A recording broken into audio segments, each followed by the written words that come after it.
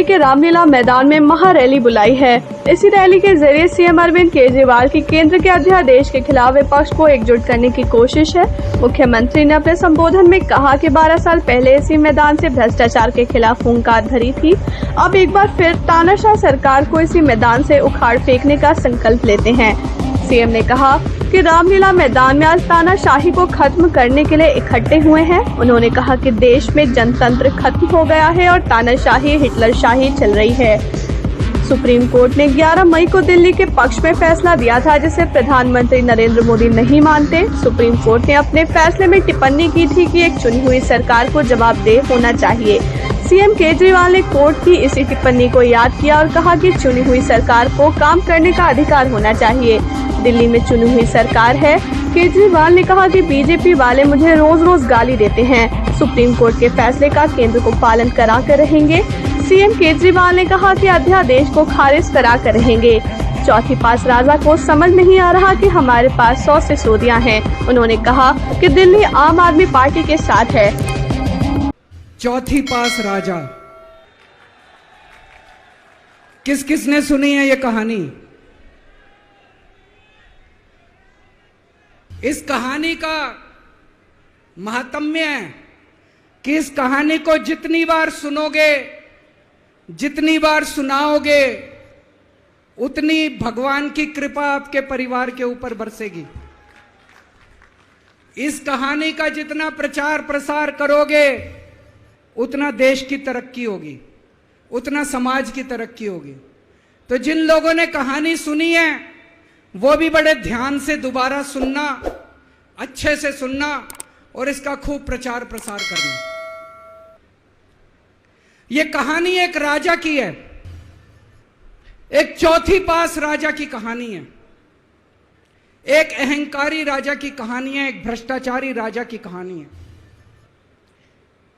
आप लोगों ने राजा और रानी की कई कहानियां सुनी होंगी। इस कहानी में राजा तो है, रानी नहीं है।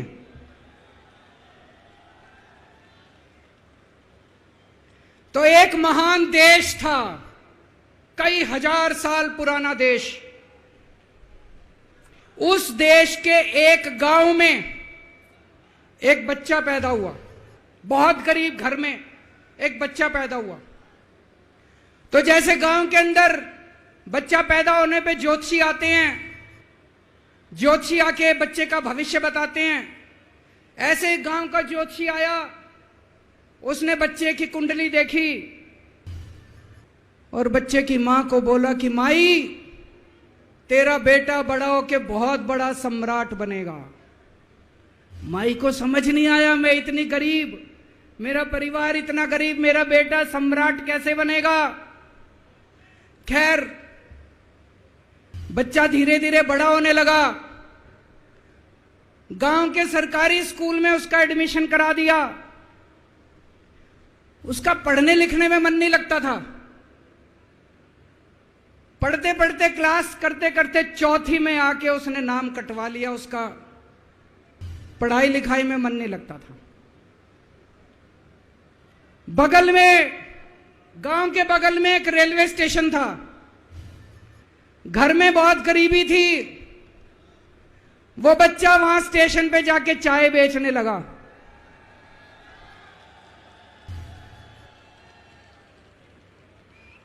चाय बेच के अपना गुजारा करता था।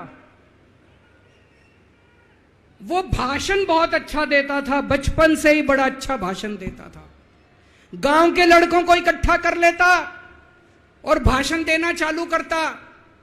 धीरे धीरे आसपास के गांव में फैल गया कि यह बच्चा भाषण बड़े अच्छे देता है। आसपास के लड़के भी इकट्ठे हो गए और जो मर्जी टॉपिक हो भाषण देना चालू कर देता था और रुकता ही नहीं था, घंटों घंटों तक भाषण देता रहता था। बच्चा बड़ा हुआ।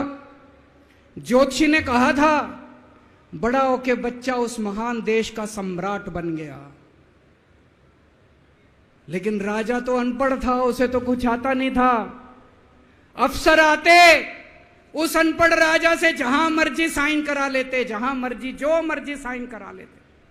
वो राजा अनपढ़ था, उसे लगता था मैं अगर अफसरों से पूछूंगा तो मेरी कमजोरी सबके सामने प्रकट हो जाएगी। अफसरों को लगेगा मेरे को कुछ आता नहीं है।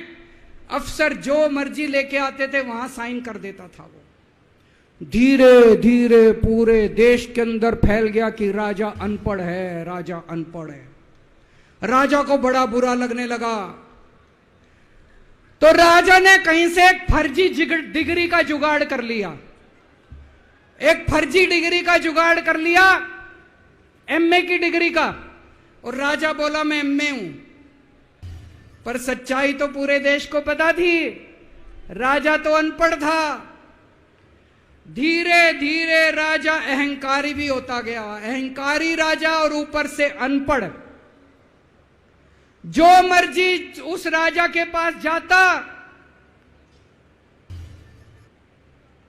और राजा से कुछ भी पास करा के ले आता। एक बार कुछ लोग गए, राजा को बोले जी नोटबंदी कर दो। नोटबंदी करने से भ्रष्टाचार खत्म हो जाएगा, आतंकवाद खत्म हो जाएगा। राजा को कुछ समझ नहीं आया। राजा की खूब चमची मारी उन्होंने। राजा ने एक दिन शाम को टीवी पे आके 8 बजे नोटबंदी कर दी। पूरे देश का बेड़ा गर्क हो गया दोस्तों। लंबी लंबी बैंकों के सामने लाइनें लग गई। कई लोग मर गए, दुकानें बंद हो गई, रोजगार बंद हो गए, बड़ी बड़ी इंडस्ट्री बंद हो गई। पूरे देश का बेड़ा गर्क हो गया। फिर एक दिन कोई आके बोला जी 2000 का नोट ले आओ। राजा 2000 का नोट ले आया। 4 साल बाद कुछ लोग आके बोले जी 2000 का नोट बंद कर दो। राजा ने 2000 का नोट बंद कर दिया। राजा को अकल तो थी नहीं, बेवकूफ था, अनपढ़ था। कभी 2000 का नोट चालू करता था, कभी 2000 का नोट बंद करता था। एक बार कुछ लोग आके बोले जी ये किसानों के कानून बना दो, इस कानून से किसानों का भला होगा। राजा ने कानून बना दिए। पूरे देश के किसान सड़कों पे उतर आए। 750 किसान मर गए आंदोलन में। और 1 साल के बाद राजा को वो तीनों कानून वापस लेने पड़े। एक बार उस देश के अंदर बहुत बड़ी महामारी फैल गई। चारों तरफ महामारी फैल गई, लोग मरने लगे। किसने आके बोला जी थाली बजवाओ तो देश ठीक हो जाएगा। तो राजा ने पूरे देश में थाली और चम्मच बजवा दिए। महामारी तो नहीं बची, महामारी तो फैली रही। किसी ने आके कहा जी डॉक्टरों की जरूरत पड़ेगी, दवाइयों की जरूरत पड़ेगी, इंजेक्शन की जरूरत पड़ेगी, तब महामारी रुकेगी। राजा अपने दोस्तों का बड़ा ख्याल रखता था। उसके दोस्त थे। एक दोस्त ने 10,000 करोड़ रुपए चोरी कर लिए। राजा ने उसको देश से भगा दिया। दूसरे दोस्त ने 20,000 करोड़ चोरी कर लिए। राजा ने उसको भी देश से भगा दिया। पर एक दोस्त ऐसा था जिससे राजा की ज्यादा ही दोस्ती थी। कौन था? उसको उन्होंने सारे एयरपोर्ट बेच दिए, सारे जहाज बेच दिए, सारे सी पोर्ट बेच दिए। उन्होंने आसमान बेच दिया, जमीन बेच दी राजा ने, खदाने बेच दी। उस दोस्त पे राजा मेहरबान था। राजा का एक और दोस्त था। वो दोस्त इतना गंदा था कि उसने कुछ अंतर्राष्ट्रीय खिलाड़ी महिलाओं के साथ बदतमीजी करी। लेकिन राजा ने दोस्ती नहीं छोड़ी। मजाल जो उस दोस्त के ऊपर कोई आंच आ जाए, राजा उस दोस्त के साथ खड़ा रहा, लेकिन उसने खिलाड़ियों का सुना। राजा का एक और दोस्त था। उस दोस्त ने किसानों के ऊपर गाड़ी चढ़ा दी, रौंद दिया, कुचल दिया किसानों को। राजा ने अपनी दोस्ती नहीं छोड़ी। इस बात पे तो दाद देनी पड़ेगी कि राजा दोस्तबाज था, एक नंबर का दोस्तबाज था। चारों तरफ अत्याचार हो गया। चारों तरफ देश के अंदर इनके अपने लोग जो थे वो बलात्कार करने लगे, गलत काम करने लगे, हाहाकार मच गया। राजा के खिलाफ बोलता, राजा उसको पकड़ के जेल में डाल देता। एक दिन एक पत्रकार ने कार्टून बना दिया राजा के खिलाफ, उस पत्रकार को उठा के जेल में डाल दिया। एक दिन एक किसी पत्रकार ने उनके खिलाफ कुछ लिख दिया, उसको पकड़ के जेल में डाल दिया।